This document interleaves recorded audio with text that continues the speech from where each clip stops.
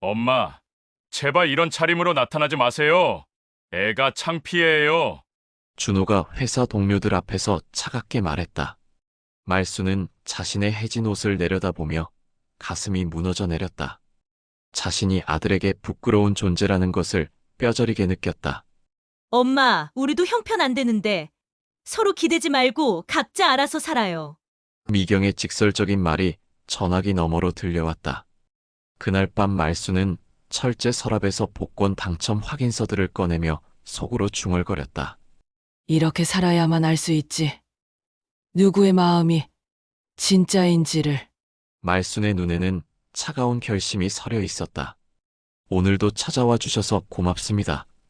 시작 전에 무료 버튼인 구독과 좋아요로 마음을 남겨주시면 앞으로도 좋은 이야기로 보답드리겠습니다. 새벽 5시 김말수는 삐걱거리는 방문을 열고 조심스럽게 일어났습니다. 77살의 몸은 매일 아침마다 여기저기 쑤시고 아팠지만 그래도 움직여야 했습니다. 오늘도 어김없이 동네 재래시장으로 향해야 했거든요. 낡은 거울 앞에서 말수는 자신의 모습을 바라봤습니다. 한때는 단정하게 빗어 올린 머리카락도 이제는 성성하게 흰머리가 자리 잡았고 깔끔한 정장 차림으로 마트 격리 업무를 보던 그때와는 너무나 다른 모습이었습니다. 해진 카디건과 군데군데 기운 바지, 밑창이 달아서 발가락이 보일 듯한 운동화까지. 이런 차림새로 거리를 나서는 것이 처음엔 부끄러웠지만 이제는 익숙해졌습니다. 거울 속 자신을 보며 말수는 과거를 떠올렸습니다. 30년간 마트에서 격리로 일하던 시절 말수는 회사에서 인정받는 직원이었습니다. 한 푼도 틀리지 않는 정확한 계산과 꼼꼼한 업무 처리로 동료들의 신뢰를 받았죠. 그때만 해도 깔끔한 양복을 입고 출근하며 퇴근 후에는 아이들과 함께 저녁을 먹는 평범하지만 행복한 일상이었습니다. 하지만 세월은 가혹했습니다. 남편이 세상을 떠난 후 혼자가 된 말수는 점점 자식들과 멀어졌습니다. 처음엔 가끔 안부를 묻던 아들 준호와 딸 미경도 각자의 생활에 바쁘다는 이유로 연락 횟수가 줄어들었죠. 집을 나서며 말수는 주변을 둘러봤습니다. 판잣집이 즐비한 이 동네는 재개발 바람에 밀려 이제 몇 채 남지 않았습니다. 말순의 집도 마찬가지였죠. 현관문은 페인트가 벗겨져 녹이 슬어 있었고 지붕은 비가 오면 새서 곳곳에 물바지 양동이를 놓아야 했습니다. 벽지는 여기저기 떨어져 나가 있었고 특히 부엌은 더 심각했습니다. 부엌으로 들어가 물 한 컵을 마시며 말수는 한숨을 내쉬었습니다. 싱크대는 녹이 슬어 누렇게 변했고 수도꼭지에서는 물이 새어 똑똑 소리를 냈습니다. 낡은 냄비들은 바닥이 구멍날 정도로 오래 사용한 것들이었고 가스레인지는 한쪽 불만 겨우 켜지는 상태였습니다. 장판은 군데군데 뜯겨서 바닥에 시멘트가 그대로 드러나 있었고 발을 디딜 때마다 삐걱거리는 소리가 났습니다.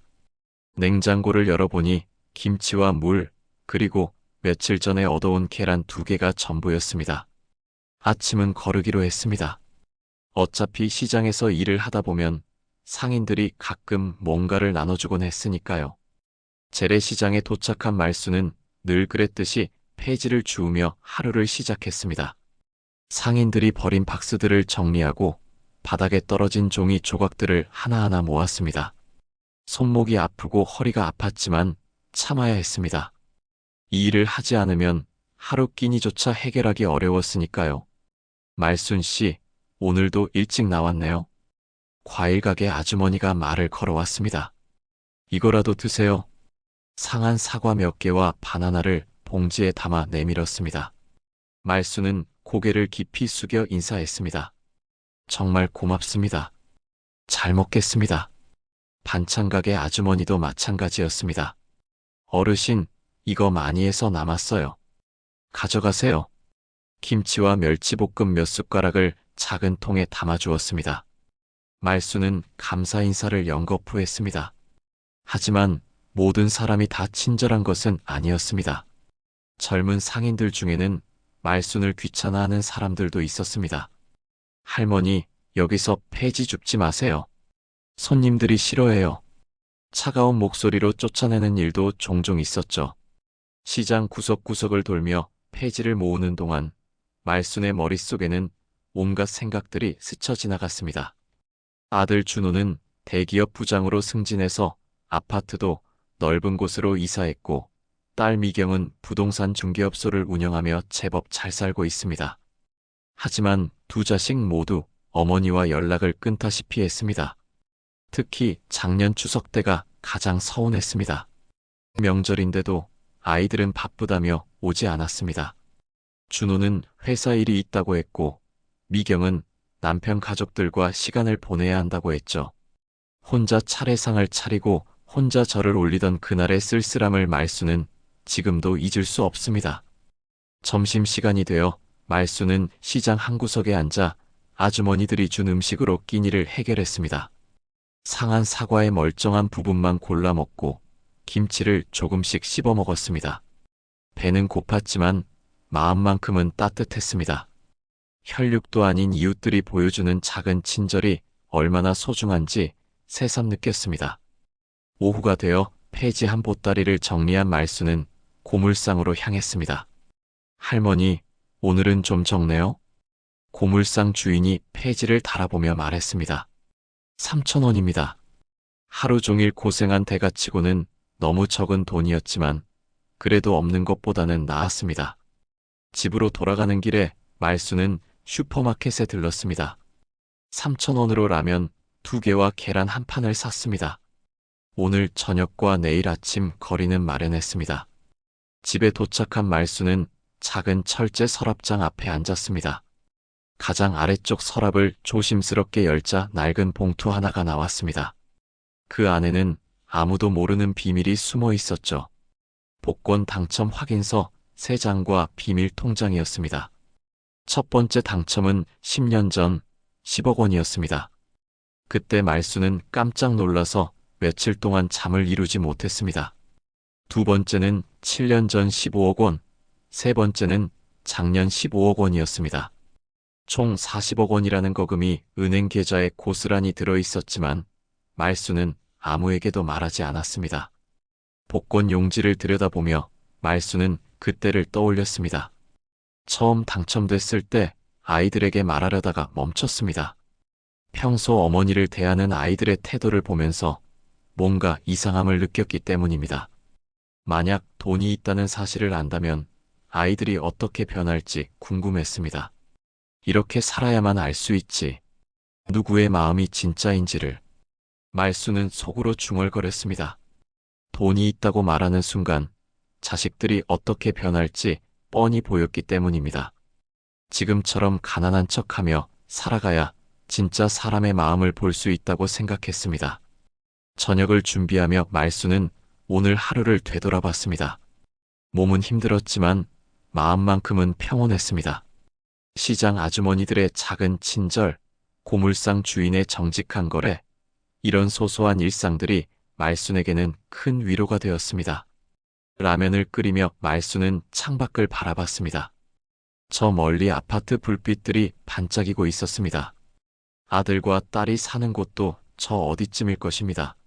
하지만 그들은 어머니가 이렇게 살고 있다는 사실조차 모를 것입니다. 밤이 깊어가며 말순은 작은 일기장을 꺼냈습니다. 매일 밤 하루 있었던 일들을 간단히 적어두는 습관이 있었습니다. 오늘도 무사히 하루를 보냈다. 시장 아주머니들이 음식을 나눠주셨고 폐지도 제법 모았다. 몸은 아프지만 마음은 건강하다. 일기를 쓰고 나서 말순은 복권 용지를 다시 한번 바라봤습니다. 언젠가는 이 비밀을 밝힐 날이 올 것입니다. 하지만 아직은 때가 아니었습니다. 조금만 더 기다려보면서 진짜 사람의 마음을 보고 싶었습니다. 며칠 후 화요일 오후 말순은 평소보다 일찍 폐지 줍기를 마치고 집으로 돌아가는 길이었습니다. 버스 정류장에서 기다리던 중 익숙한 목소리가 들려왔습니다. 고개를 돌려보니 아들 준호가 회사 동료들과 함께 걸어오고 있었습니다. 아빠, 저기 할머니가 있어. 갑자기 뛰어나온 것은 말순의 손자 지훈이었습니다. 초등학교 3학년인 지훈은 할머니를 알아보고 반갑게 달려왔습니다. 할머니, 왜 이렇게 오랫동안 안 왔어? 보고 싶었는데. 말순의 얼굴에 환한 미소가 번졌습니다. 지훈아, 할머니도 너무 보고 싶었어. 많이 컸구나. 손자를 끌어안으며 말순은 진심으로 기뻤습니다. 하지만 그 기쁨은 오래가지 못했습니다. 지훈아, 이리 와. 준호의 목소리는 차가웠습니다. 회사 동료들이 지켜보는 가운데 준호는 재빨리 다가와서 아들을 자신의 뒤로 밀어냈습니다. 엄마, 제발 이런 차림으로 나타나지 마세요. 애가 창피해요. 말순은 자신의 차림새를 내려다봤습니다. 해진 카디건, 때 묻은 바지, 폐지를 담았던 봉지까지.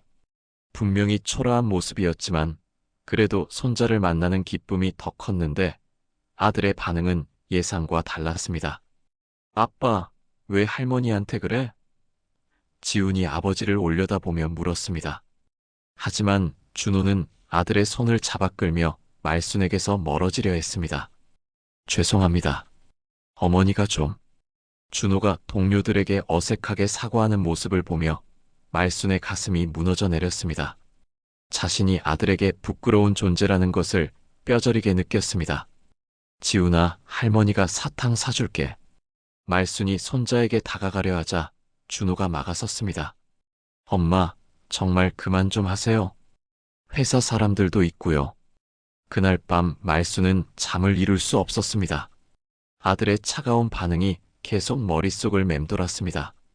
자신이 정말 그렇게 부끄러운 존재인지 거울 앞에 서서 한참을 바라봤습니다. 다음 날 말순은 딸 미경에게 전화를 걸어봤습니다. 며칠 전부터 계속 통화 버튼을 누르려다가 망설였는데 어제 일이 있고 나서 용기를 냈습니다. 여보세요? 미경의 목소리는 바쁜 듯 했습니다. 미경아, 엄마야. 오랜만이구나. 엄마, 왜 갑자기 전화했어요? 지금 손님 상담 중이라서 바쁜데요.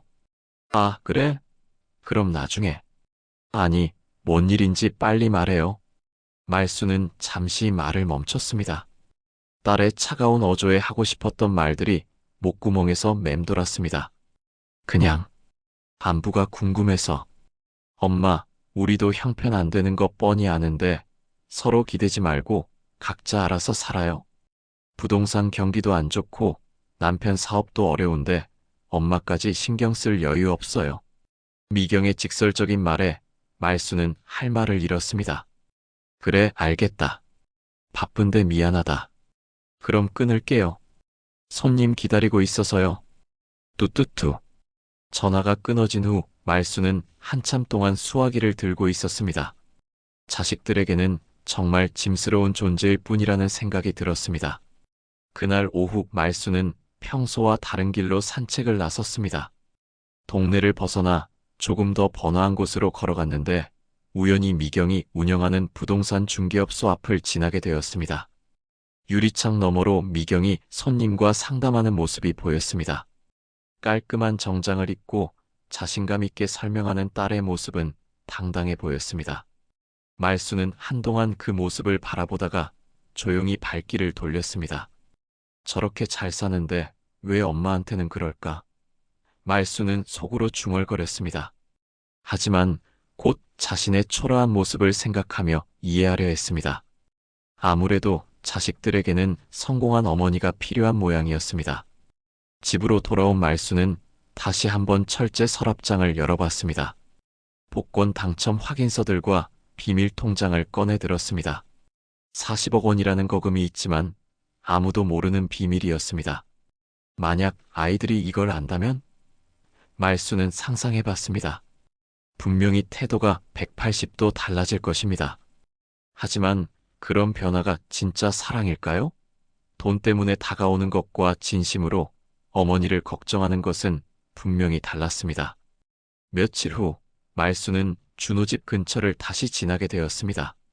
이번에는 일부러 다른 길로 가려고 했지만 마침 손자 지훈이 학원에서 나오는 시간이었습니다. 할머니. 지훈이 먼저 알아보고 달려왔습니다. 할머니, 이번에는 도망가지 마. 말순은 웃음이 나왔습니다. 할머니가 언제 도망갔니? 지난번에 아빠가 할머니한테 화내고 나서 사라졌잖아. 나는 할머니가 좋은데. 그때 준호가 나타났습니다. 이번에는 회사 동료들이 없었지만 표정은 여전히 좋지 않았습니다. 엄마, 또 왜 여기 왔어요? 손자 얼굴 보고 싶어서 그런 거야. 그것도 안 되니? 안 된다고는 안 했지만 좀 연락하고 오시면 안 돼요? 갑자기 나타나시면 당황스럽다고요. 지훈이 아버지를 올려다봤습니다. 아빠, 할머니는 우리 가족이잖아. 왜 연락하고 와야 해? 준호는 아들의 순수한 질문에 답하지 못했습니다. 대신 말순을 따로 불러내어 조용히 말했습니다. 엄마, 솔직히 말씀드릴게요. 엄마가 이런 모습으로 다니시면 우리도 체면이 서지 않아요? 동네 사람들이 뭐라고 할지. 그래, 알겠다. 말순은 더 이상 말하지 않았습니다. 아들의 마음속에는 어머니보다 체면이 더 중요하다는 것을 깨달았습니다. 집으로 돌아온 말순은 거울 앞에 섰습니다. 해진 옷과 초라한 모습의 자신을 보며 쓴웃음을 지었습니다.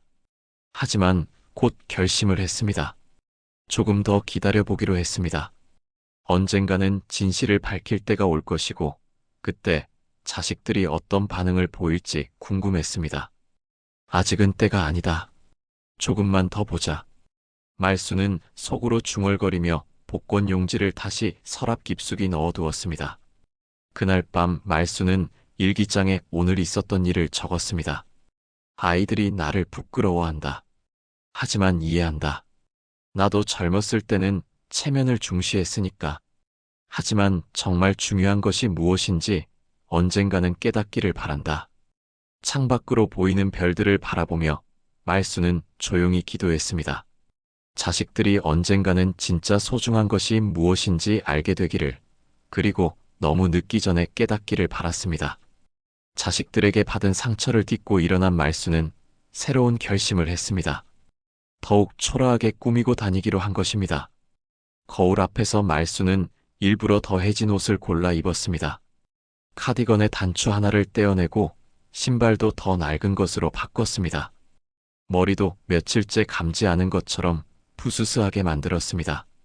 이제 정말 거짓골이 됐구나. 말순은 거울 속 자신을 보며 쓸쓸히 웃었습니다. 하지만 이상하게도 마음은 가벼웠습니다. 더 이상 자식들의 시선을 의식할 필요가 없어졌으니까요. 동네 경로당으로 향하는 길에 말순은 평소보다 더 구부정하게 걸었습니다. 지팡이는 없었지만 마치 아픈 곳이 많은 것처럼 천천히 발걸음을 옮겼습니다. 등도 일부러 굽히고 가끔 기침도 해가며 정말 몸이 안 좋은 노인처럼 연기했습니다. 경로당에 도착하자 이미 여러 어르신들이 모여 있었습니다. 바둑을 두는 분들, 건강체조를 하는 분들, 그리고 이런저런 이야기를 나누는 분들로 북적였습니다. 어머, 말순 씨 오셨네요. 경로당 운영위원인 박할머니가 반갑게 맞아주었습니다. 오늘 점심 준비 도와주실 수 있어요? 인손이 부족해서요. 그럼요. 제가 뭘 도와드릴까요? 말순은 기꺼이 나섰습니다. 비록 초라한 차림이었지만 일손은 필요한 곳이었습니다. 부엌에서 설거지를 하고 반찬을 나르는 일을 하던 말순 앞에 낯선 남자가 나타났습니다. 60대 후반으로 보이는 그는 깔끔한 차림새였지만 얼굴에는 근심이 가득했습니다. 옷은 정갈했지만 낡은 티가 났고 신발도 여러 번 수선한 흔적이 보였습니다. 안녕하세요. 처음 뵙겠습니다. 배정수라고 합니다. 그가 정중하게 인사했습니다. 목소리는 부드러웠지만 어딘지 쓸쓸함이 묻어 있었습니다. 김말순입니다. 반갑습니다. 말순도 고개를 숙여 인사했습니다. 박 할머니가 소개해 주었습니다. 배 선생님은 아내분을 잃고 혼자 살게 되셔서 봉사활동하러 나오신 거예요. 말순 씨도 혼자 사시니까 서로 이야기 잘 통하실 거예요. 배정수는 아내를 잃고 혼자 살게 된 지 1년이 된다고 했습니다. 40년을 함께 살던 아내가 갑작스럽게 세상을 떠나면서 모든 것이 무너진 기분이라고 털어놓았습니다. 자식들은 모두 외국에 살고 있어서 명절에나 한 번씩 연락이 온다고 했습니다. 외롭기도 하고 해서 봉사활동이라도 해보려고 나왔어요. 집에만 있으면 자꾸 안 좋은 생각만 들어서요. 배정수의 목소리에는 깊은 슬픔이 배어 있었습니다. 말수는 배정수의 솔직한 말에 호감이 갔습니다. 저도 혼자 살아서 여기 나와요. 뭔가 할 일이 있으면 좋거든요. 집에만 있으면 너무 적막해서요. 그러게요. 사람은 역시 사람과 어울려야 하는 것 같아요. 그날부터 말순과 배정수는 경로당에서 자주 만나게 되었습니다. 배정수는 생활이 넉넉하지 않았지만 항상 다른 사람들을 먼저 챙겼습니다. 말순이 점심을 못 먹었다고 하면 자신의 도시락을 나눠주곤 했습니다. 어느 날 배정수가 작은 보온병에 미역국을 끓여서 가져왔습니다. 말순 씨, 어제 미역 좀 얻었는데 너무 많이 끓였어요. 같이 드세요. 배 씨, 본인 먹을 것도 부족할 텐데 왜 자꾸 저한테 주세요? 말순이 미안해하자 배정수는 웃으며 답했습니다. 혼자 먹으면 맛없어요. 같이 먹어야 맛있죠. 그리고 말순 씨가 너무 마르신 것 같아서 걱정이 되더라고요. 말순은 배정수의 말에 가슴이 뭉클했습니다. 자신의 자식들도 해주지 않는 걱정을 남이 해주다니. 배정수는 말이 그랬지 실제로는 생활이 어려웠습니다. 아내 병원비로 빚이 많이 생겼고 연금만으로는 생활하기 빠듯했습니다. 그런데도 말순을 보면 자신의 것까지 나눠주려 했습니다. 며칠 후 말순이 감기에 걸려서 경로당에 나오지 못했을 때였습니다. 배정수는 말순이 보이지 않자 걱정이 되어 직접 집을 찾아왔습니다. 말순의 집 주소를 박 할머니에게 물어서 찾아온 것이었습니다. 말순 씨, 괜찮으세요? 배정수가 문 앞에서 걱정스럽게 물었습니다. 손에는 죽을 끓여서 가져온 보온병이 들려 있었습니다. 배 씨, 어떻게 여기까지? 말순은 감동받았습니다. 자신의 자식들도 아픈 줄 모르는데 남이 이렇게 찾아와 주다니. 경로당에서 안 보이니까 걱정됐어요. 혼자 사시는데 아프면 누가 돌봐드려요? 배정수는 정말 진심으로 걱정하고 있었습니다. 고마워요. 정말 고마워요. 말순은 눈물이 날 것 같았습니다. 배정수는 말순이 회복될 때까지 매일 찾아와서 죽을 끓여다 주고 약도 사다 주었습니다. 자신도 형편이 어려운데 말순을 위해 돈을 썼습니다. 감기약 값도 만만치 않았지만 배정수는 아끼지 않았습니다. 배 씨, 저 때문에 돈 쓰지 마세요. 그냥 놔두면 낫습니다. 말순이 미안해하자 배정수는 고개를 저었습니다. 무슨 말씀을 하세요? 아픈 사람은 약을 먹어야죠. 돈보다 건강이 더 중요해요. 이런 배정수의 마음씨를 보며 말순은 깊이 감동했습니다. 자신에게 돈이 있다는 사실을 모르는 상태에서 보여주는 순수한 친절이었습니다. 피 한 방울 섞이지 않은 남남이지만 자식들보다 더 따뜻하게 대해주었습니다. 며칠 뒤 말순이 회복되어 경로당에 나갔을 때 다른 어르신들이 부러워했습니다. 말순 씨 참 좋겠네. 배 선생님 같은 분이 돌봐주시고. 맞아요. 자식보다 더 잘해주시던데요. 박 할머니도 한마디 거들었습니다. 자식보다 이웃이 더 낫다니까요. 멀리 있는 친척보다 가까운 이웃이 낫다는 말이 정말 맞는 것 같아요. 말순은 박 할머니의 말에 깊이 공감했습니다. 정말로 혈육보다 마음으로 맺어진 인연이 더 소중하다는 것을 배정수를 통해 깨닫고 있었습니다. 한편 아들 준호와 딸 미경은 여전히 연락이 뜸했습니다. 말순이 감기로 며칠 앓았다는 소식도 몰랐습니다. 가끔 안부 전화를 해도 바쁘다며 금방 끊어버렸습니다. 어느 날 말순은 우연히 미경이 운영하는 부동산 중개업소 앞을 지나게 되었습니다. 유리창 너머로 미경이 손님들과 활발하게 상담하는 모습이 보였습니다. 깔끔한 정장을 입고 자신감 있게 설명하는 딸의 모습은 당당해 보였습니다. 저렇게 잘 사는데 어머니 걱정은 왜 안 할까? 말순은 속으로 중얼거렸습니다. 하지만 이제는 서운함보다 안타까움이 더 컸습니다.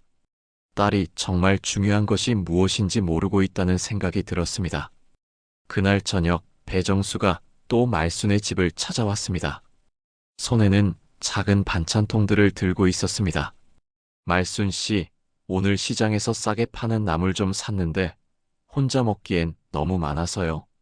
같이 드세요. 배 씨, 항상 미안해요. 받기만 하고 드릴 게 없어서. 무슨 말씀을 하세요? 말순 씨가 있어서 제가 외롭지 않은걸요? 그게 더 큰 선물이에요. 혼자 밥 먹는 것보다 같이 먹으니까 훨씬 맛있어요. 두 사람은 함께 저녁을 나눠 먹으며 이런저런 이야기를 나눴습니다. 배정수는 젊었을 때 이야기, 아내와의 추억, 자식들에 대한 그리움을 털어놓았습니다. 말순도 마찬가지로 지난 시절의 기억들을 들려줬습니다. 말순 씨, 우리 나이에 이런 친구가 있다는 게 참 고마워요. 아내 없어지고 나서 정말 외로웠는데 말순 씨 만나고 나서 많이 위로가 돼요. 저도 그래요. 배 씨 만나서 정말 다행이에요. 혼자 사는 게 이렇게 외로운 줄 몰랐는데 이제는 하루하루가 기대가 돼요. 그날 밤 말순은 복권 용지를 다시 한번 들여다보며 생각했습니다. 언젠가 진실을 밝힐 때가 오면 배정수에게는 어떻게 말해야 할까? 돈이 있다는 사실을 알게 되면 배정수도 달라질까? 하지만 배정수만큼은 다를 것 같지 않았습니다. 그의 순수한 마음씨를 보면 돈 때문에 사람을 판단하는 사람이 아니라는 확신이 들었습니다. 창밖으로 보이는 별들을 바라보며 말순은 조용히 미소 지었습니다. 비록 자식들에게는 버림받았지만 이렇게 좋은 인연을 만난 것만으로도 감사했습니다. 진짜 가족은 피가 아니라 마음으로 맺어지는 것이라는 걸 배정수를 통해 배우고 있었습니다. 배정수와의 따뜻한 우정을 나누며 평온한 나날을 보내던 말순에게 예상치 못한 일이 벌어졌습니다. 어느 화요일 오후 말순이 경로당에서 봉사활동을 마치고 집으로 돌아가는 길이었습니다. 평소보다 조금 늦은 시간이라 해가 뉘엿뉘엿 넘어가고 있었습니다. 골목 어귀에서 말순은 익숙한 목소리를 들었습니다. 고개를 돌려보니 딸 미경이 누군가와 전화 통화를 하며 걸어오고 있었습니다. 말순은 반가운 마음에 다가가려 했지만 미경의 대화 내용을 듣고 발걸음을 멈췄습니다. 응, 오늘 은행 일 때문에 엄마 동네 왔는데 진짜 후진 동네네. 이런 데서 어떻게 살아? 미경의 목소리는 차갑고 무시하는 투조였습니다. 말순은 숨을 죽이고 전화 내용을 들었습니다. 미경은 계속해서 어머니와 동네를 비하하는 말들을 쏟아냈습니다. 엄마가 돈이 있을 리 없지. 폐지나 죽고 사는데 뭘. 그냥 요양원 보내는 게 나을 것 같아. 미경이 전화를 끊고 말순의 집 방향으로 걸어가는 것을 보며 말순은 급히 다른 길로 돌아서 집에 먼저 도착했습니다. 미경이 무엇 때문에 왔는지 궁금했지만 좋은 예감은 들지 않았습니다. 집에 도착한 말순은 평소처럼 철제 서랍장 앞에 앉아 복권 용지들을 꺼내봤습니다.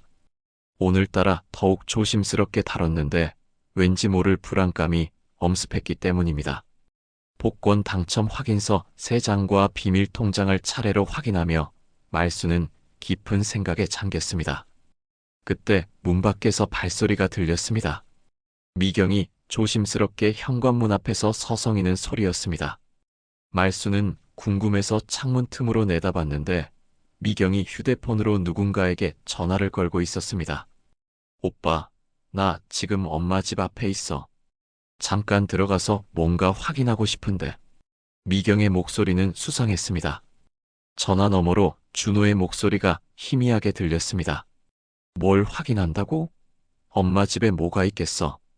그게 며칠 전에 은행에서 일하는 친구가 그러는데 엄마 이름으로 된 계좌가 있다더라. 돈이 좀 있을 수도 있대. 말순은 깜짝 놀랐습니다. 어떻게 미경이 자신의 비밀 계좌를 알게 된 걸까요? 은행 직원 중에 미경의 지인이 있어서 개인정보를 누설한 모양이었습니다. 정말? 그럼 들어가서 확인해봐. 나도 지금 가겠어. 준호의 목소리에서도 흥미가 느껴졌습니다. 미경은 전화를 끊고 집 주변을 둘러봤습니다. 말순이 없는 것을 확인하고는 몰래 뒷문으로 들어가려 했습니다. 다행히 뒷문에는 자물쇠가 채워져 있어서 들어갈 수 없었지만 미경은 포기하지 않고 창문을 통해 집 안을 들여다봤습니다. 말순은 숨을 죽이며 미경의 행동을 지켜봤습니다. 자신의 딸이 이런 행동을 하다니 믿기지 않았습니다. 혈육인 자식이 어머니 몰래 집을 뒤지려 한다는 사실에 말순의 가슴은 무너져 내렸습니다. 1시간 정도 지나자 준호도 도착했습니다. 형제는 만나자마자 수군거리며 계획을 세웠습니다. 엄마가 언제 들어올까? 준호가 주변을 둘러보며 물었습니다. 보통 저녁 늦게 들어오던데. 우리 시간 있을 때 확인해보자. 두 사람은 결국 창문을 통해 집 안으로 들어갔습니다. 말순은 숨어서 지켜보다가 참을 수 없어서 뒷문을 통해 조용히 집으로 들어갔습니다. 아이들이 자신의 물건들을 뒤지는 소리가 들렸습니다. 여기 뭔가 있을 것 같은데. 미경이 철제 서랍장을 뒤지는 소리였습니다. 이거 봐. 여기 뭔가 있어. 준호의 흥분된 목소리가 들렸습니다. 말순은 조용히 방문을 열고 들어갔습니다. 아들과 딸이 자신의 비밀 서랍을 뒤지고 있는 모습을 목격했습니다. 복권 당첨 확인서들과 통장이 바닥에 흩어져 있었습니다. 뭐 하고 있니? 말순의 차가운 목소리에 두 사람이 깜짝 놀라 돌아봤습니다. 엄마, 언제 들어오셨어요? 미경이 당황하며 일어섰습니다. 내가 언제 들어오든 상관없고 너희들이 왜 남의 집에 몰래 들어와서 물건을 뒤지고 있니? 준호가 바닥에 떨어진 복권 용지를 집어들며 말했습니다. 엄마, 이게 뭐예요? 복권 당첨 확인서잖아요. 그래, 복권이다. 그게 왜? 미경이 통장을 펼쳐보며 소리쳤습니다. 엄마, 이게 정말이에요? 10억, 15억, 15억? 이게 다 진짜예요? 말순은 담담하게 대답했습니다. 그래, 진짜다. 그런데 그게 너희와 무슨 상관이니? 준호가 급하게 계산기를 꺼내서 계산해봤습니다. 엄마, 이거 다 합치면 40억이 넘어요. 정말 이 돈이 다 있어요? 있다. 그런데 왜? 미경이 흥분해서 말했습니다. 엄마, 그럼 왜 이렇게 사세요? 이런 허름한 집에서 폐지 주우면서 왜 이렇게 살아요? 내가 어떻게 살든 내 자유 아니니? 그리고 너희들이 왜 몰래 들어와서 내 물건을 뒤지니? 준호가 변명했습니다. 엄마, 저희는 그냥 엄마가 어려우실까봐 걱정돼서. 걱정이라고? 말순의 목소리가 차가워졌습니다. 그럼 지금까지 왜 연락도 안 했니? 내가 아파도 찾아오지 않으면서 무슨 걱정? 미경이 급하게 말했습니다. 엄마, 저희가 몰랐잖아요. 이런 돈이 있는 줄 몰랐으니까 어쩔 수 없었던 거예요. 그래, 돈이 있는 줄 몰랐을 때는 신경 안 썼다는 얘기구나. 준호가 다른 각도로 접근했습니다. 엄마, 요즘 회사 상황이 어려워서 혹시 좀 도와주실 수 있을까요? 얼마나 필요한데? 한 10억 원 정도면. 미경도 거들었습니다. 엄마, 저도 사업 확장하려고 하는데 돈이 좀 필요해요. 5억 원 정도만. 말순은 두 자식의 모습을 찬찬히 바라봤습니다. 돈이 있다는 것을 알자마자 태도가 완전히 달라진 모습이었습니다. 평소에는 창피하다며 피하던 어머니에게 이제는 돈을 달라고 손을 벌리고 있었습니다. 너희들이 지금까지 나를 어떻게 대했는지 기억하니? 말순이 조용히 물었습니다. 엄마, 그건 저희도 몰랐잖아요. 준호가 어색하게 대답했습니다. 그래, 몰랐을 때는 창피하다고 하더니 이제는 돈 달라고 하는구나. 미경이 급해졌습니다. 엄마, 저희가 잘못했어요. 앞으로는 잘할게요. 그러니까 돈 달라는 거지. 그날 밤 아이들이 돌아간 후 말순은 혼자 앉아 생각에 잠겼습니다. 결국 자식들도 다른 사람들과 다르지 않다는 것을 확인했습니다. 돈이 있다는 것을 알자마자 태도가 완전히 바뀌었습니다. 복권 용지들을 다시 정리하며 말순은 결심했습니다. 이제 정말로 누가 진심인지, 누가 돈 때문에 접근하는지 확실히 구별할 때가 왔다고 생각했습니다. 창밖으로 보이는 달을 바라보며 말수는 속으로 중얼거렸습니다. 이제 진짜 게임이 시작되는구나. 과연 아이들이 어디까지 갈지 지켜보자. 복권 당첨 사실을 알게 된 후 아들과 딸의 태도는 하루아침에 변했습니다.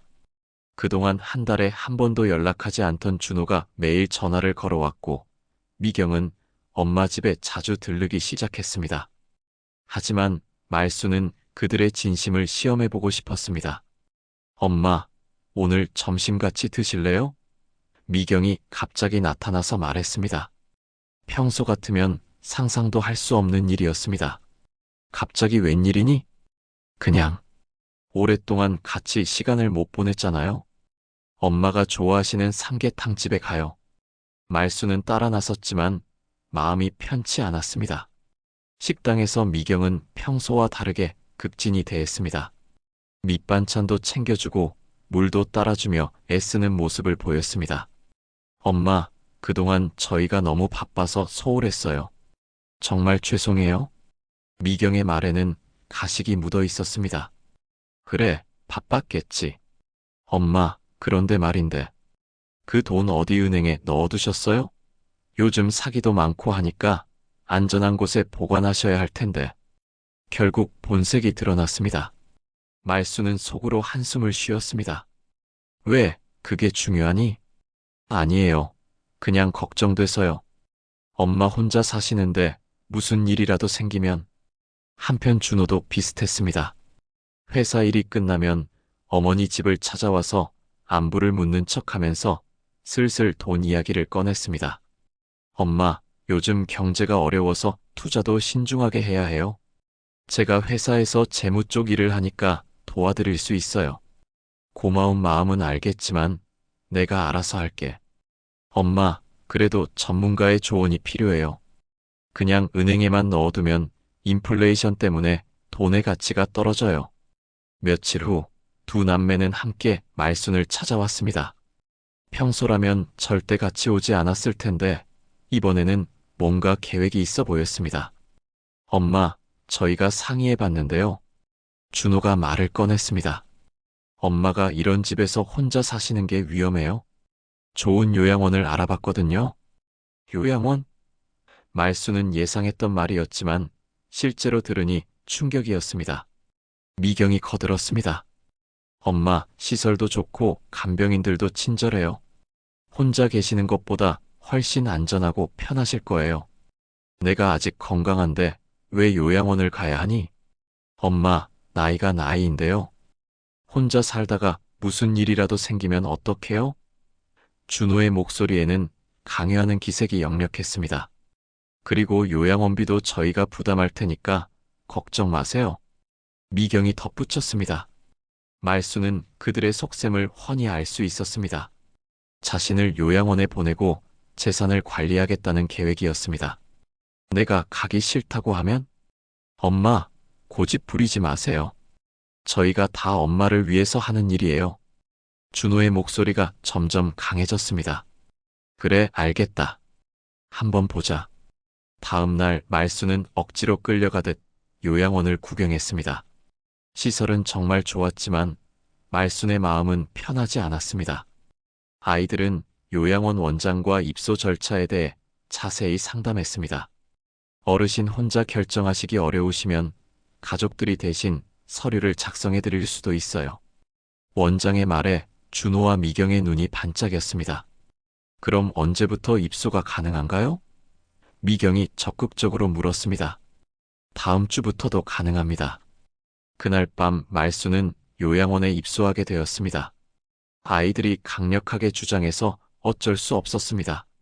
짐을 정리하면서 말수는 복권 용지와 통장을 더욱 안전한 곳에 숨겨두었습니다. 요양원 생활이 시작되었지만 말수는 적응하기 어려웠습니다. 시설은 좋았지만 자유롭지 못했고 무엇보다 배정수를 만날 수 없어서 외로웠습니다. 배정수는 말순이 갑자기 사라진 것을 걱정하며 경로당에서 소식을 물었지만 아무도 정확한 상황을 알지 못했습니다. 요양원에 입소한 지 일주일 후 미경이 찾아왔습니다. 하지만 안부를 묻기 위한 방문이 아니었습니다. 엄마, 은행 업무 처리하려면 도장이 필요해요. 제가 대신 처리해 드릴게요. 미경이 도장을 달라고 했습니다. 무슨 업무? 그냥 계좌 정리하고 그런 거요. 엄마가 직접 하시기 어려우시잖아요. 말수는 의심스러웠지만 일단 도장을 건네주었습니다. 며칠 후 준호도 비슷한 이유로 찾아와서 각종 서류에 서명을 요구했습니다. 엄마, 이거 요양원비 자동이체 신청서예요. 편하게 처리되도록 해드릴게요. 서류를 자세히 보지 못한 말수는 그냥 서명했습니다.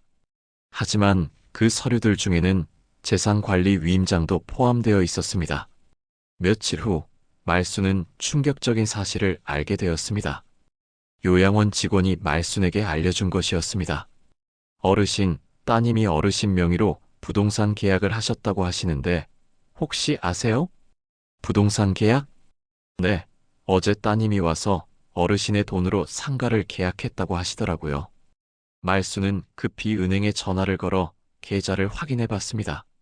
충격적이게도 40억 원 중 10억 원이 이미 빠져나가 있었습니다.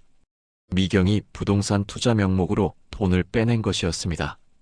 그날 밤 말수는 요양원에서 몰래 빠져나왔습니다. 더 이상 가만히 있을 수 없었습니다.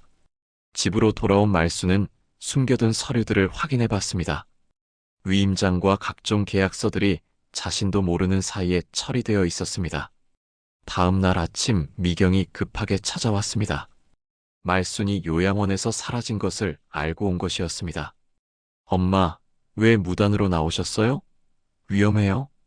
미경아, 내 돈을 왜 멋대로 썼니? 미경의 얼굴이 굳어졌습니다. 엄마, 그게 투자예요. 나중에 더 많이 벌어서 드릴게요. 내 허락도 없이? 엄마가 돈 관리 못 하시잖아요. 제가 대신 해드리는 거예요. 준호도 나타났습니다. 형제가 함께 말순을 다시 요양원으로 보내려 했습니다. 엄마, 집에 혼자 계시면 안 돼요. 다시 요양원으로 가셔야 해요. 싫다. 내가 내 집에서 살겠다는데 왜 못 살게 하니? 엄마, 고집 부리지 마세요. 저희가 다 엄마를 위해서 하는 일이라고요. 그때 말수는 깨달았습니다. 자식들이 자신을 요양원에 보낸 이유가 돈 때문이라는 것을. 어머니를 격리시키고 재산을 자유롭게 처분하려는 계획이었습니다. 너희들이 정말 이럴 수 있니? 말순의 목소리가 떨렸습니다. 엄마, 저희가 뭘 잘못했어요? 엄마 돈 잘 관리해드리고 있잖아요. 미경이 뻔뻔하게 말했습니다. 그날 밤 말순은 배정수에게 연락했습니다. 오랜만에 듣는 배정수의 목소리는 반가웠지만 걱정으로 가득했습니다. 말순 씨, 어디 계셨어요? 얼마나 걱정했는지 몰라요. 미안해요. 복잡한 일이 있었어요. 배정수는 말순의 상황을 듣고 분노했습니다. 그런 자식들이 어디 있어요? 변호사라도 만나보세요. 말순은 배정수의 조언을 따르기로 했습니다. 더 이상 당하고만 있을 수는 없었습니다. 이제 정말로 반격할 때가 왔다고 생각했습니다. 배정수의 조언을 듣고 변호사를 만나기로 결심한 말순은 조심스럽게 계획을 세우기 시작했습니다. 하지만 무엇보다 먼저 해야 할 일이 있었습니다. 아이들이 더 이상 자신의 재산에 손을 대지 못하도록 막는 것이었습니다. 다음 날 아침 일찍 말순은 은행으로 향했습니다. 미경과 준호가 사용한 위임장을 모두 무효화하고 새로운 보안 절차를 마련해야 했습니다. 은행 창구 직원에게 상황을 설명하자 직원은 심각한 표정을 지었습니다. 어르신, 이런 경우 경찰 신고도 고려해 보셔야 합니다. 위임장 위조는 명백한 범죄 행위입니다. 아직은 그러고 싶지 않아요? 일단 더 이상 돈이 빠져나가지 않도록 막아주세요. 은행에서 각종 절차를 마친 말수는 배정수에게 연락했습니다. 배정수는 자신의 지인 중에 믿을 만한 변호사가 있다며 소개해 주겠다고 했습니다. 말순 씨, 제 친구 중에 김 변호사라고 정말 실력 있고 인품 좋은 분이 계세요. 그분께 한번 상담받아 보세요.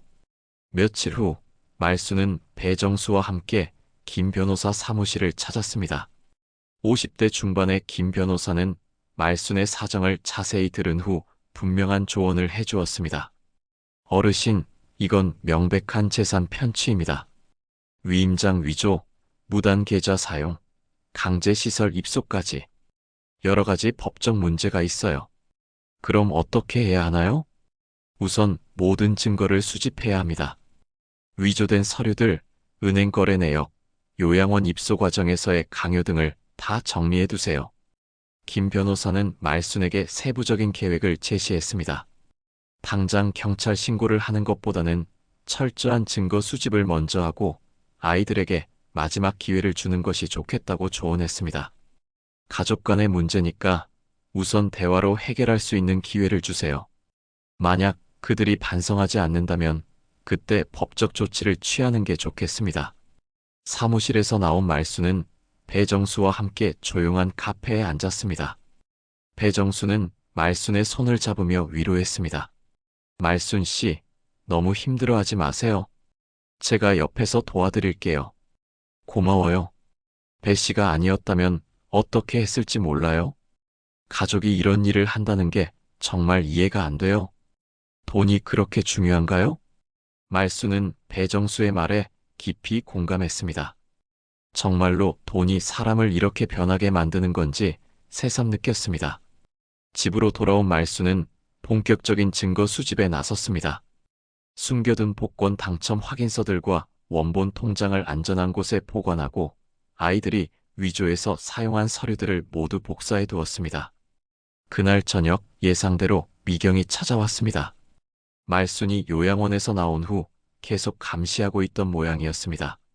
엄마, 또 혼자 어디 갔다 오셨어요? 몸이 불편하시니까 혼자 돌아다니시면 안 된다고요. 내가 어디 가든 내 자유 아니니? 엄마, 그런 게 아니라 걱정돼서 그러는 거예요.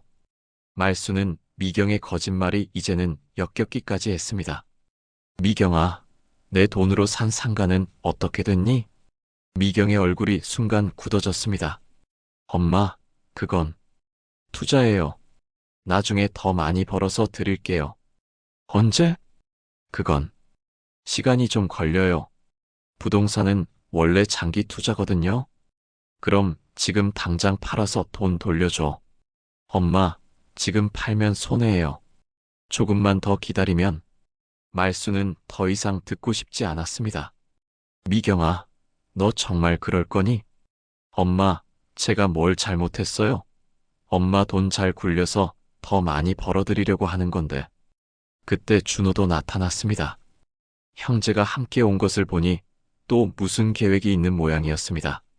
엄마, 요양원에서 왜 무단으로 나오셨어요?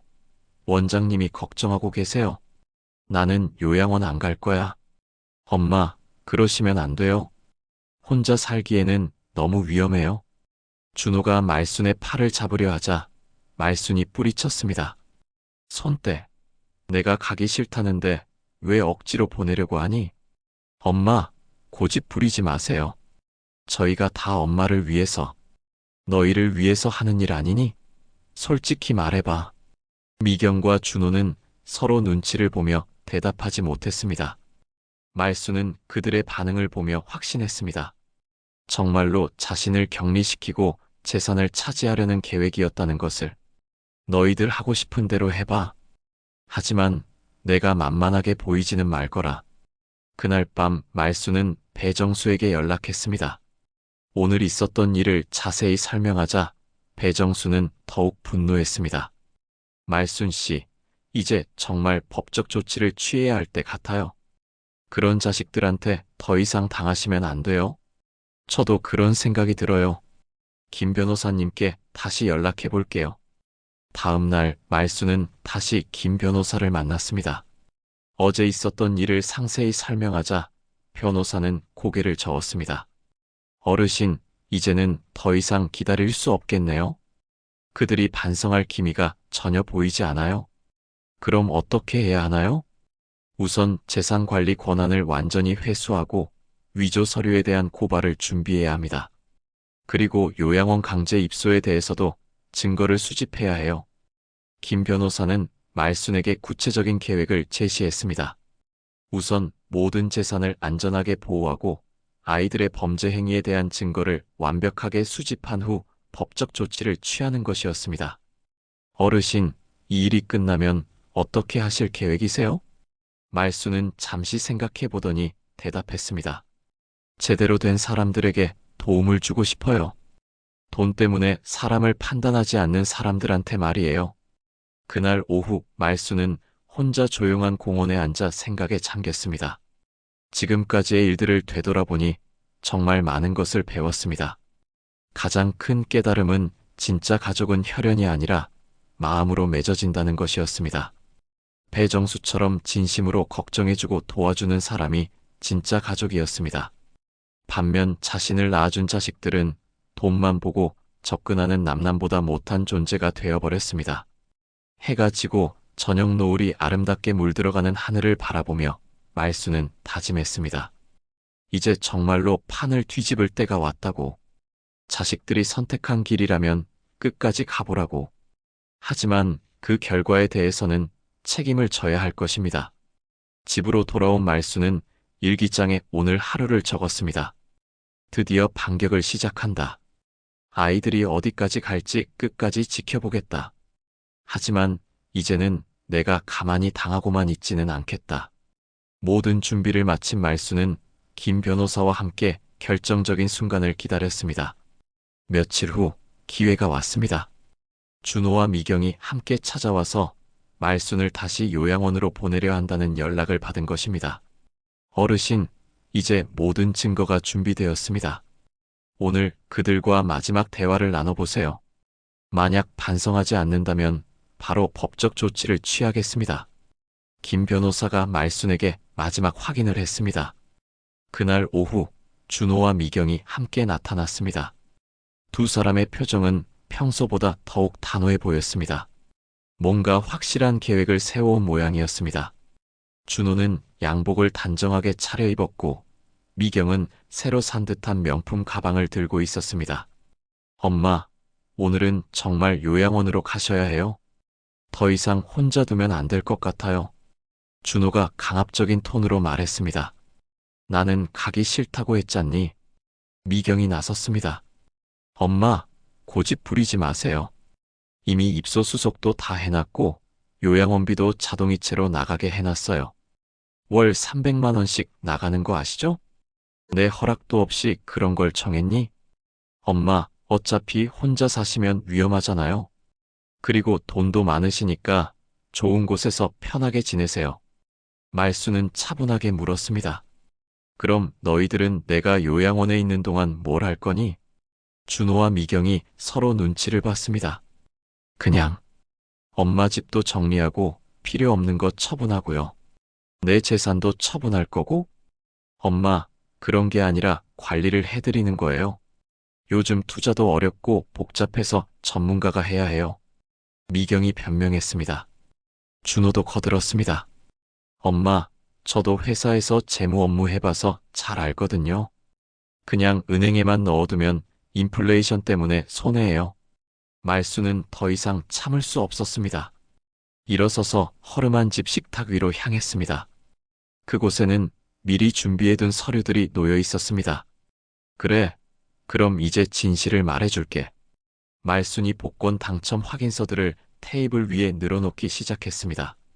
엄마, 그게 뭐예요? 준호가 궁금해했습니다. 복권 1등 당첨 확인서들이야. 첫 번째가 10년 전 10억 원.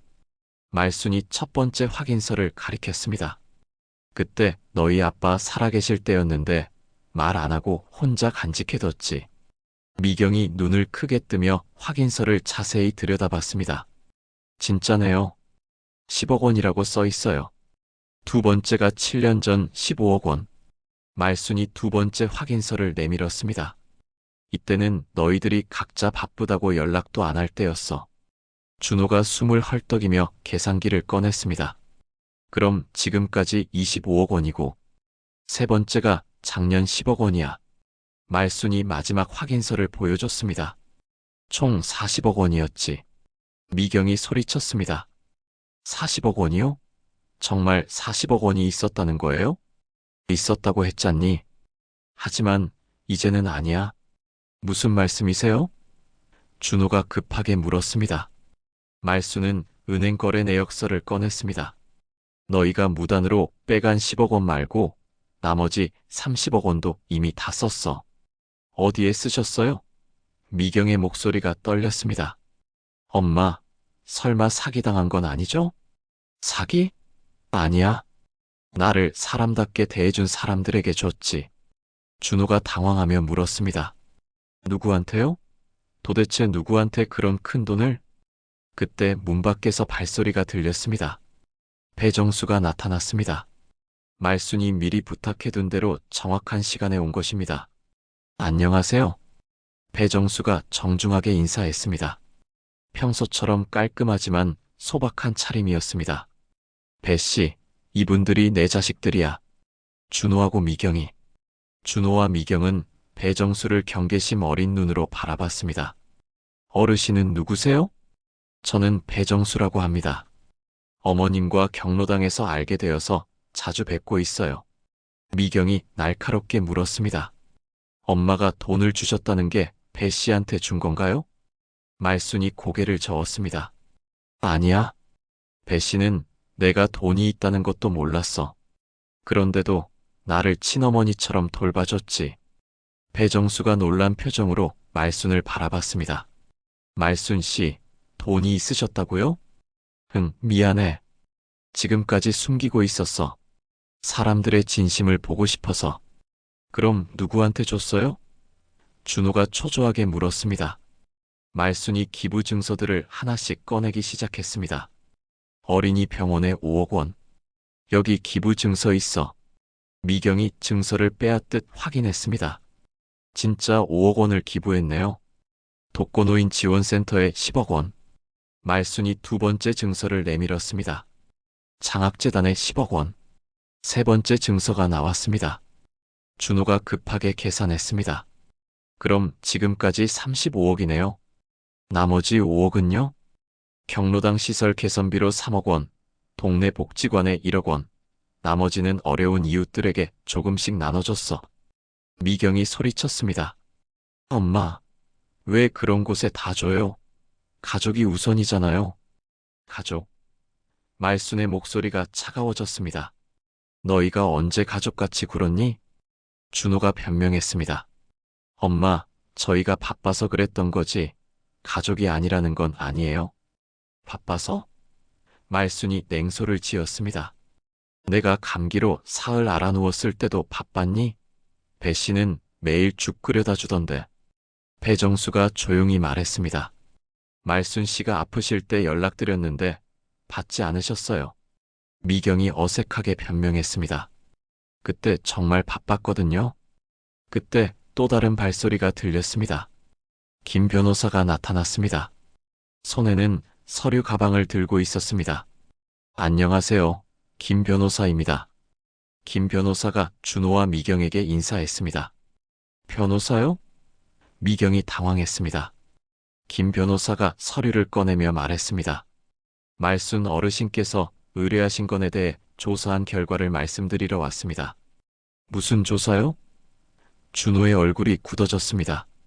위임장 위조, 무단 계좌 사용, 강제시설 입소 등에 대한 조사입니다. 김 변호사는 차례대로 증거 서류들을 내놓았습니다. 미경이 위조한 위임장의 필적 감정서, 무단으로 처리한 부동산 계약서 사본, 준호가 공모한 증거가 담긴 녹음 파일까지 모든 것이 들어 있었습니다. 이 모든 행위들은 명백한 범죄입니다. 재산 편취, 사기, 위조, 강요 등 여러 가지 혐의가 적용될 수 있어요. 미경이 급하게 변명했습니다. 저희는 엄마를 위해서 한 일이에요. 투자해서 더 많이 벌어들이려고 했던 거예요.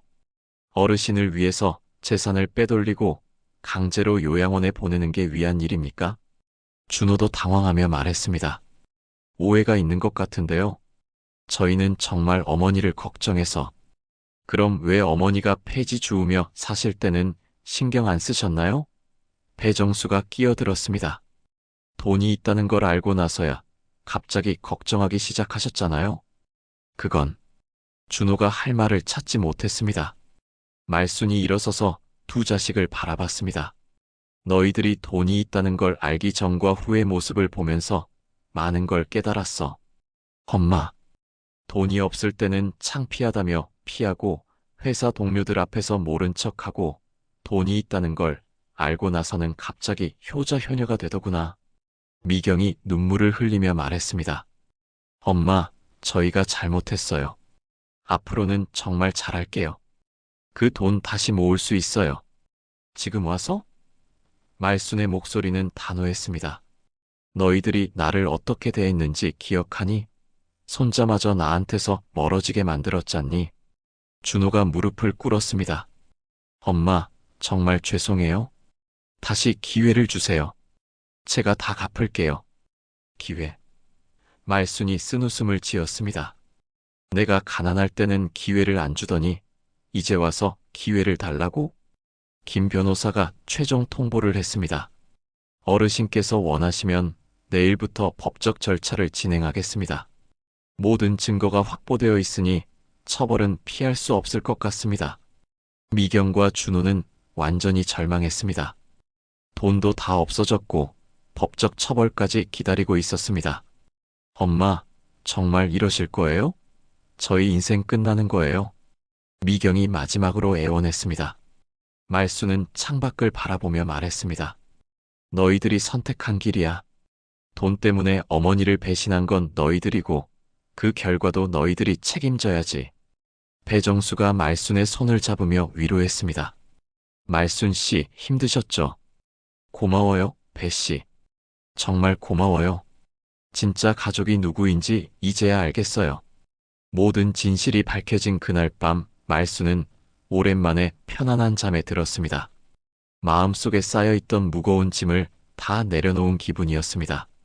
김 변호사는 약속대로 준호와 미경에 대한 법적 조치를 진행했고 두 사람은 재산 편취와 위조 혐의로 벌금형을 받게 되었습니다. 며칠 후 말순은 배정수와 함께 동네를 걸으며 새로운 계획에 대해 이야기했습니다. 이제 더 이상 가난한 척 할 필요가 없어졌지만 말순은 계속 소박하게 살기로 결심했습니다. 말순 씨, 정말 괜찮으세요? 자식들 일 때문에 많이 상처받으셨을 텐데. 배정수가 걱정스럽게 물었습니다. 괜찮아요. 오히려 홀가분해요. 이제야 진짜 소중한 게 뭔지 알겠어요. 며칠 후 말순은 배정수에게 특별한 제안을 했습니다. 함께 작은 반찬 가게를 운영해 보자는 것이었습니다. 말순이 자금을 대고 배정수가 요리 솜씨를 발휘해서 동네 사람들에게 정성스런 반찬을 팔자는 계획이었습니다. 정말 제가 해도 될까요? 배정수가 조심스럽게 물었습니다. 당연하죠. 배씨 요리 솜씨 제가 잘 아는걸요? 그리고 혼자 하는 것보다 같이 하면 더 재미있을 거예요. 동네 상가에서 작은 가게를 얻어서 말순이네 반찬 가게를 열었습니다. 가게는 작았지만 정성스럽게 만든 반찬들로 금세 소문이 났습니다.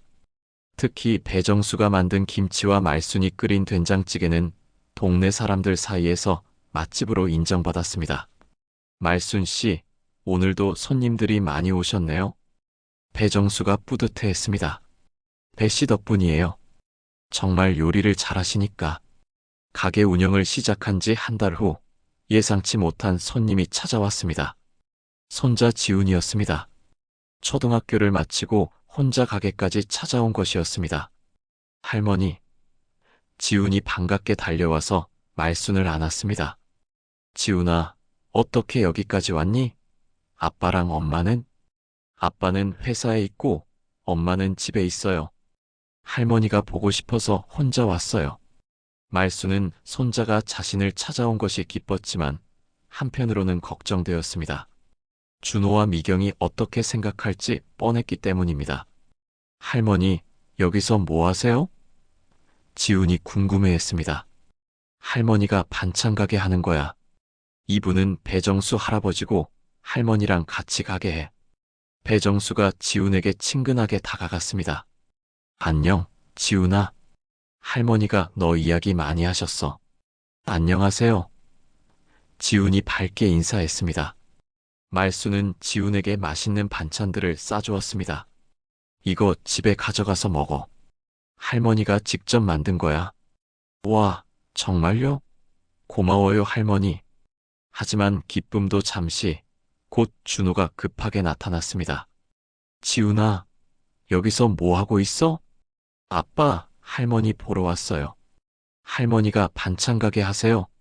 준호는 말순을 보며 어색한 표정을 지었습니다. 법정에서 벌금형을 받은 후 처음 만나는 자리였습니다. 엄마.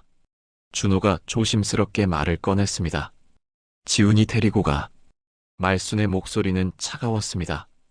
엄마, 저희가 정말 잘못했어요. 용서해 주세요. 지금 와서 그런 말 하지 마. 지훈이 데려가. 지훈이 아버지와 할머니 사이의 긴장감을 느끼고 물었습니다. 아빠, 할머니랑 왜 싸워요? 싸우는 게 아니야. 할머니가 좀 바쁘셔서 그래. 준호는 지훈을 데리고 가려 했지만 지훈이 저항했습니다. 아빠, 저는 할머니랑 더 있고 싶어요. 안 돼. 집에 가야 해. 결국 준호는 지훈을 억지로 데려갔지만 지훈은 계속 뒤돌아보며 할머니를 바라봤습니다. 말순의 마음도 아팠지만 어쩔 수 없었습니다. 그날 저녁 배정수와 함께 가게 정리를 하며 말순은 마음속 이야기를 털어놓았습니다. 배씨, 지훈이는 정말 순수해요.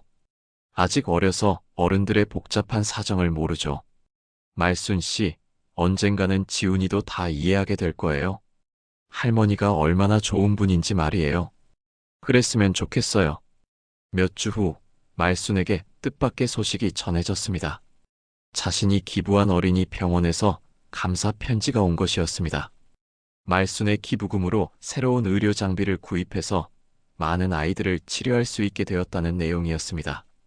말순 씨, 정말 대단하세요. 이렇게 많은 아이들을 도우셨네요. 배정수가 편지를 읽으며 감탄했습니다. 제가 한 게 뭐 있어요? 그냥 돈이 있어서 나눈 것뿐인데. 독거노인 지원센터에서도 비슷한 편지가 왔습니다. 말순의 기부금으로 혼자 사는 어르신들에게 식사 서비스와 건강검진을 제공할 수 있게 되었다는 감사의 인사였습니다. 장학재단에서는 말순의 이름으로 장학금을 받은 학생들의 편지를 보내왔습니다. 경제적으로 어려운 학생들이 꿈을 포기하지 않고 공부를 계속할 수 있게 되었다는 이야기들이었습니다. 이런 편지들을 보니까 정말 뿌듯해요. 말순이 진심으로 말했습니다. 말순 씨가 진짜 부자예요. 마음이 부자라는 뜻이에요. 가게 운영도 순조롭게 진행되었습니다. 동네 사람들이 말순과 배정수의 인품을 알게 되면서 단골 손님들이 늘어났습니다. 특히 경로당 어르신들과 혼자 사는 분들에게는 가격을 저렴하게 해주어서 더욱 인기가 좋았습니다. 어느 날 가게에 또 다른 예상치 못한 손님이 찾아왔습니다. 미경이었습니다. 많이 초라해진 모습이었는데 부동산 사업이 잘못되어서 어려움을 겪고 있다는 소문을 들었습니다. 엄마, 미경이 조심스럽게 말을 꺼냈습니다. 뭔 일이니? 그냥 엄마가 어떻게 지내시나 해서요. 말순은 미경을 냉정하게 바라봤습니다. 지금 와서 관심 있는 척 하지 마라. 엄마, 정말 잘못했어요. 용서해 주세요. 용서? 말순이 쓴웃음을 지었습니다. 내가 나한테 한 짓을 생각해봐라. 미경은 더 이상 할 말이 없어서 그냥 돌아갔습니다. 하지만 며칠 후 또 찾아왔고 그 다음 주에도 왔습니다. 매번 짧게 인사만 하고 가곤 했습니다. 배씨, 미경이가 자꾸 와요. 뭔가 할 말이 있는 것 같은데. 말순이 배정수에게 털어놓았습니다. 혹시 진심으로 후회하는 건 아닐까요? 글쎄요. 믿어야 할지 모르겠어요. 계절이 바뀌어 가을이 되었습니다. 가게 앞에 단풍잎이 떨어지기 시작했고 말순과 배정수는 더욱 친밀해졌습니다. 두 사람은 이제 진짜 가족 같은 사이가 되었습니다. 어느 날 저녁 가게 문을 닫고 함께 산책을 하던 중 배정수가 말했습니다. 말순 씨, 저와 만나서 제 인생이 완전히 달라졌어요. 아내를 잃고 절망적이었는데 이제는 매일이 행복해요. 저도 마찬가지예요. 자식들 때문에 상처받았는데 배 씨 만나서 다시 살마시나요? 우리 정말 운명인가 봐요. 말수는 배정수의 말에 웃음이 났습니다. 그런가 보네요. 그날 밤 말수는 일기장에 오늘 하루를 적었습니다. 돈은 쥐고 있으면 무겁지만 나누면 가벼워지는 법이구나. 그리고 진짜 가족은 피가 아니라 마음으로 맺는 거라는 걸 깨달았다. 배정수와 함께하는 이 평범한 일상이 세상에서 가장 소중한 보물이다. 창밖으로 보이는 별들을 바라보며 말수는 조용히 미소 지었습니다. 비록 많은 우여곡절이 있었지만 결국 진짜 행복을 찾았습니다. 시골 마을의 평범한 하루 속에서 여전히 소박한 옷을 입고 있지만 그 미소는 누구보다 부유했습니다. 함께 해주신 시간, 제게는 참 큰 선물이었습니다. 구독과 좋아요로 응원의 마음을 보내주신다면 앞으로도 더 따뜻한 이야기를 전하겠습니다.